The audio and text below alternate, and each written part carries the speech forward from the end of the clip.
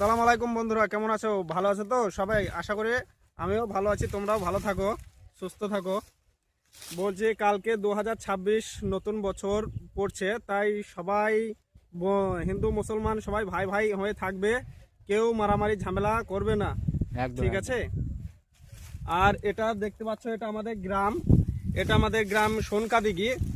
এই দিঘির প্রচুর নাম দাম চলছে আমাদের গ্রামে, তাই সবাই বলছে একবার আসবে, এসে একবার দেখে যাবে কিরকম জায়গা, ভালো কি খারাপ, নাকি বন্ধুরা? হ্যাঁ, বলো। অবশ্যই খুব ভালো জায়গা। সবাই আসবে এখানে, ভিডিও বানাতে আসবে, ভিডিও করবে, মজাও নেবে, এনজয় করবে এখানে। হ্যাঁ। কাল 1 জানুয়ারি আর কাল দিন আছে।